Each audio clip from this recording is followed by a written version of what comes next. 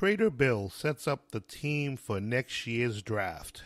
But how does this year's team draft stack out? Stay tuned.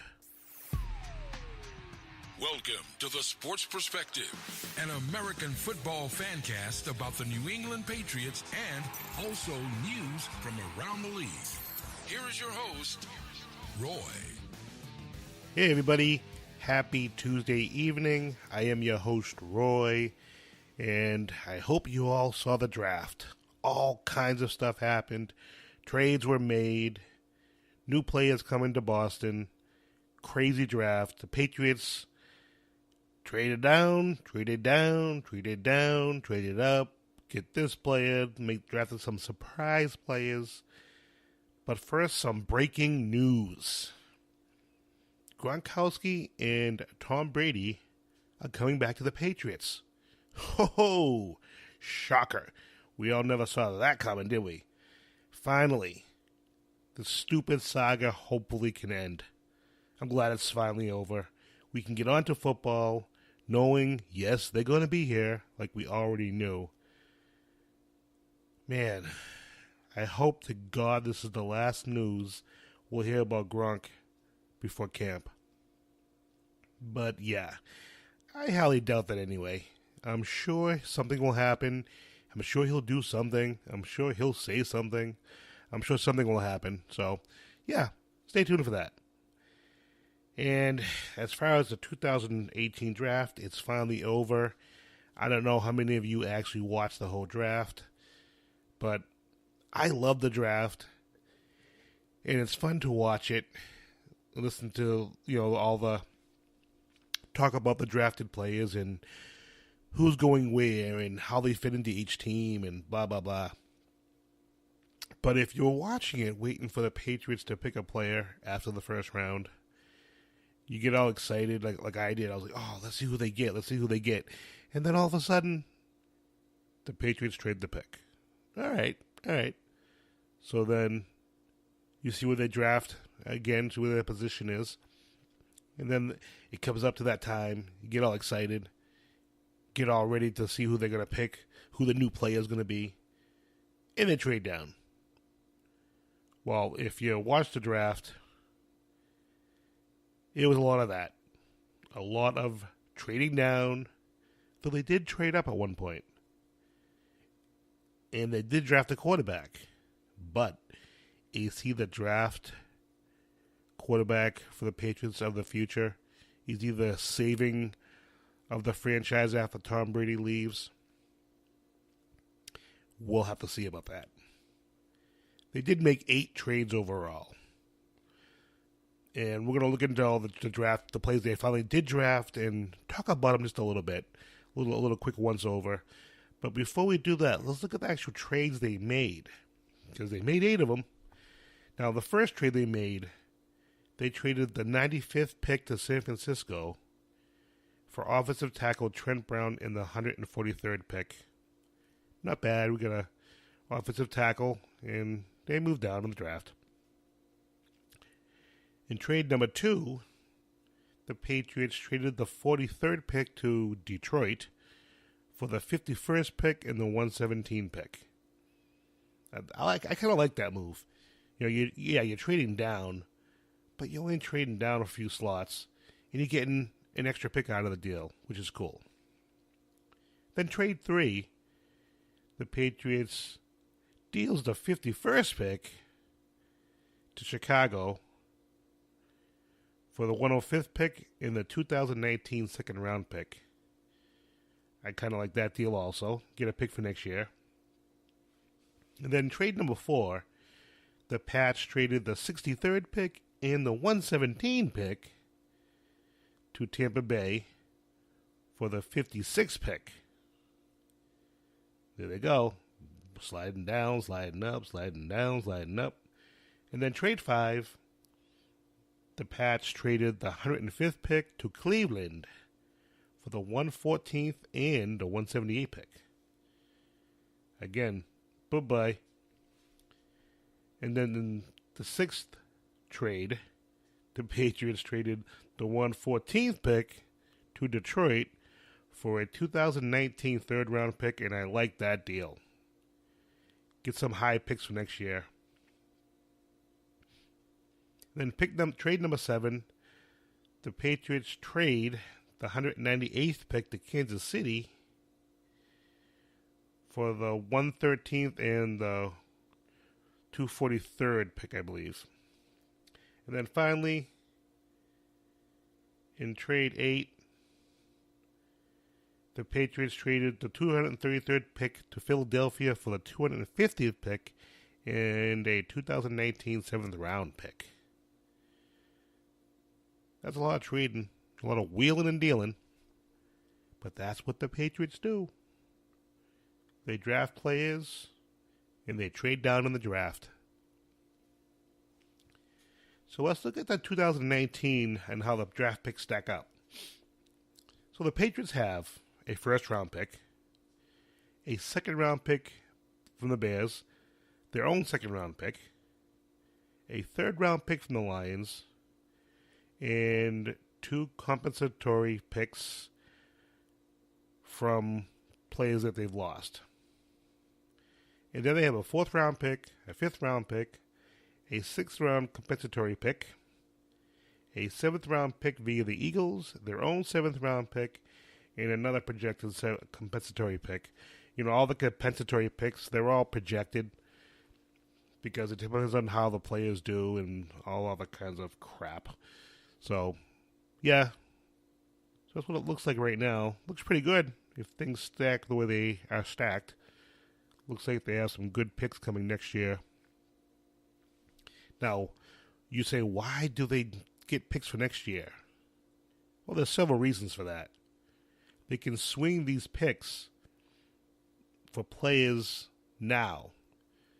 They can make a trade with somebody and trade a pick or 2 with a player, or trade a couple of picks for a player, or just save them for next year's draft and do what they do, move up and down.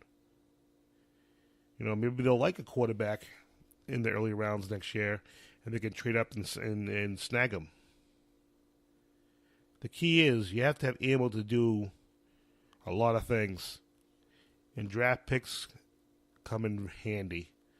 Whether they want to make a trade for a player or they want to move up and down in the draft, you have to have draft picks. It makes life a whole lot simpler. Now, let's look at the Patriots' new draft picks. In the first round, with the 23rd pick, the Patriots selected Isaiah Wynn, offensive tackle / guard from Georgia. This is a really good pick. This kid is a good player. I think he's projecting as more of as a guard than a tackle because I believe he's only like 6'2", but he's a big, tough dude. Nowadays, you know, you have tackles. They're 6'5", 6'6", 6'7", 6'8", with those long arms that can keep the defensive end or defensive player from getting close to them, because you want to keep your space and kind of push them away and push them around the quarterback. And length is good for that. But we'll see. This is a good pick either way. Whether he's playing guard or tackle, he's a winner.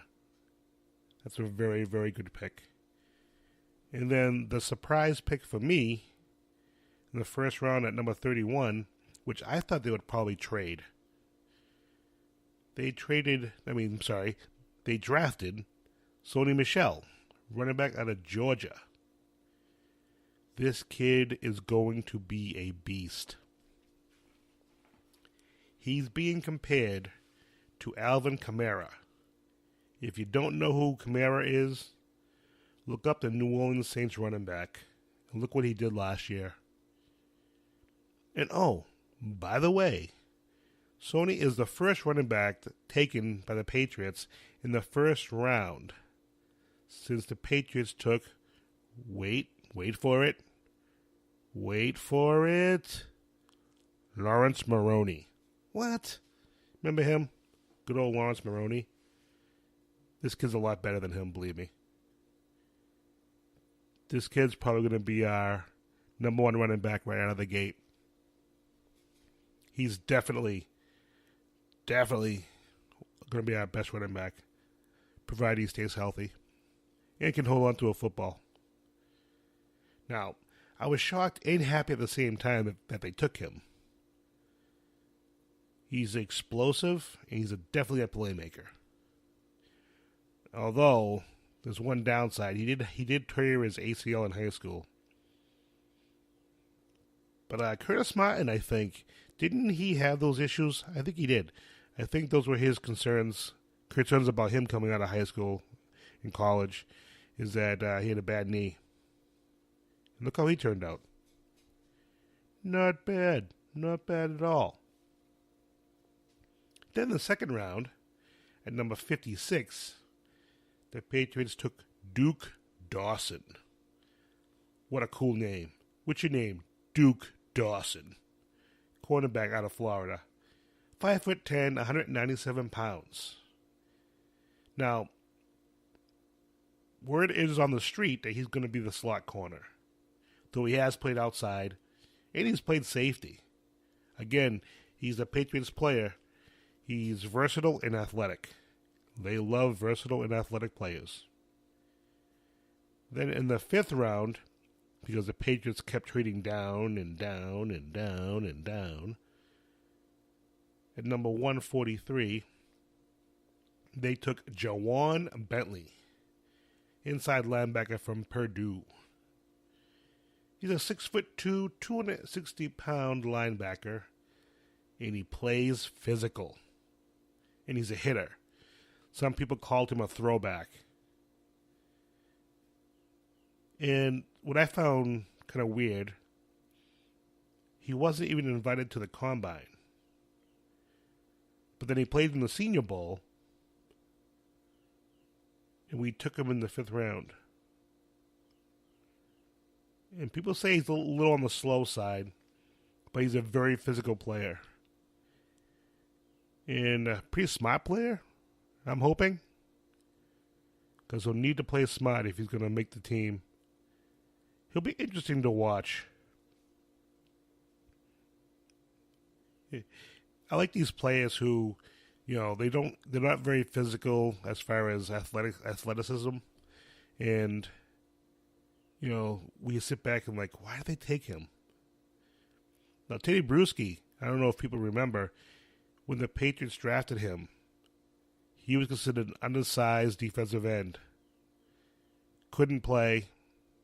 Wasn't the fastest guy on the field. Small. And he's a Patriot Hall of Famer. So, I'm not saying this kid's going to be a Hall of Famer or anything, but things happen. And then in the sixth round at 178, the Patriots took Christian Sam, an outside linebacker from Arizona State. He's a 6'1", 244 pounds. He did have 127 tackles last season. But this could be a tough for him to make the Patriots. We'll have to see about that. They have a lot of decent linebackers. You just drafted a kid in Bentley. Now you drafted Sam. Could both these guys actually make the Patriots? It might come down to whether either one of these players can play special teams. It could very well come down to that. And then in the sixth round at 210, this is my sleeper pick of the draft for the Patriots. Braxton Berrios, wide receiver, Miami. 5'8", 184 pounds. He's going to take over for Danny Amendola. I watched the kid play in college. He's a good little player. And now I remember seeing him play like, geesh, wouldn't mind seeing him on the Patriots. He's a Patriot kind of guy. And he's an excellent punt returner. Which means we can get Edelman the hell off the punt team. So that's nice. He doesn't need to be on that.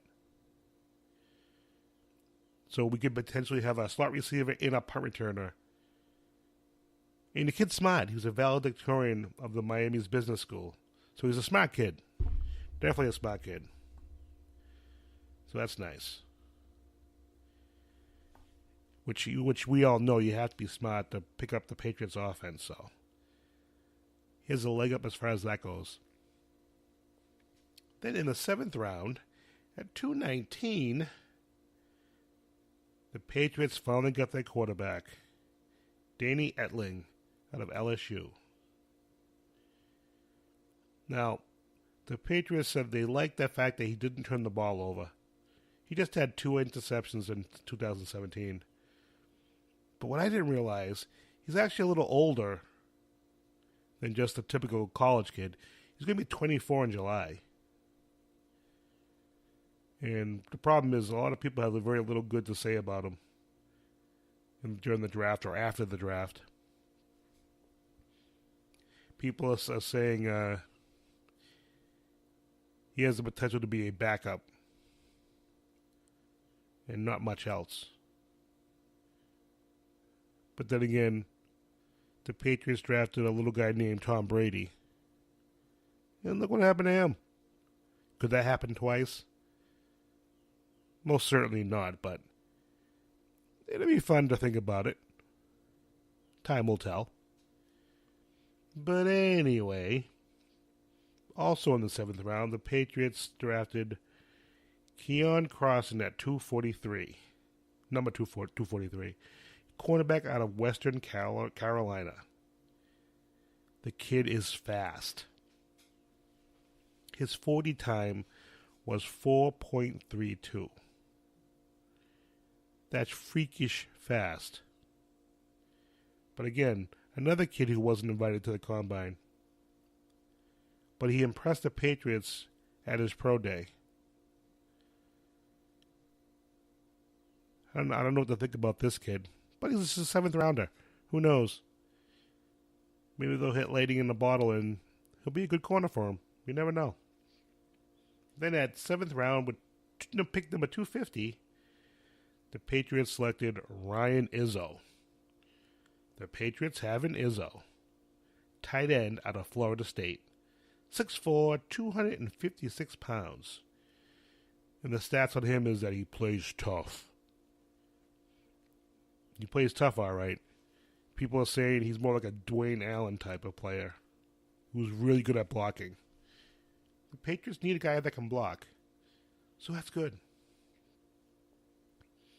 You need blocking tight ends, especially when you just drafted a running back in the 1st round. And you got to protect your 41-year-old quarterback. So, yeah, blocking might be important. So I'm sure people are wondering why the Patriots didn't trade up. Some of the reports floating around are the teams that actually did trade up gave up significant amount of assets to get the players that they wanted. And you know the Patriots. Unless they really love a guy, there's no way they're going to give up a lot to get one player. So the Patriots do what the Patriots do. They traded down and down and down till they could find a player that represented the value where they were picking. And see what was available where they were picking. And people that were disappointed in that don't forget, the Patriots actually made moves before the draft. They got Danny Shelton, Adrian Claiborne, Jason McCourty. And then don't forget, Dante Hightower's coming back next year. The number 1 pick from last year, Dirk Rivers, is coming back. I'm thinking this team might be pretty good next year. I really do. Well, on Sunday, the Patriots drafted their undrafted free agents. And according to 247sports.com, here are some of the players they have signed. Frank Herron, defensive tackle LSU. J.C. Jackson, cornerback Maryland. Chris Lacey, a wide receiver out of Oklahoma State. A Ralph Webb, running back out of Vanderbilt. Shane Wyman, tight end out of Northern Illinois. John Atkins, defensive tackle, Georgia. Now, I don't think I'm going to say this kid's name right. Corey but Joe Quiz, punter out of University of New Mexico. A.J. Moore, cornerback out of Ole Miss. And Ryan Anderson, punter out of Rutgers. Patriots love their Rutgers players. Okay, now, Vegas predicts how many team wins each team will have every year. And last year they had the Patriots at number 1 with 12 wins. Now, the win total for this year that they're reporting, they have the Pats in first place again. But this time, only with 11 wins. Now, what do you guys think? Over or under 11 wins? I think I'm taking the over. I think they're going to win 12 wins next year. And it might go up to 13 wins, depending on what happens in camp.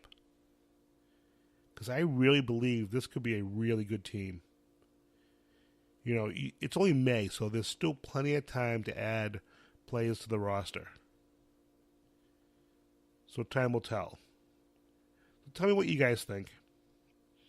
I want to know what you guys' position is on the draft. Well, this is the show for today, guys. If you're listening on Spreaker, like and subscribe. Apple Podcasts, please subscribe, rate, and review because it gets the show noticed. And if you have questions, comments, or just want to give your perspective on what was discussed, you can catch me at Facebook or with Roy Brady. Email sportsperspective17@gmail.com or Twitter, Roy Brady Jr. So guys, have a good week. Until next week, have a good one.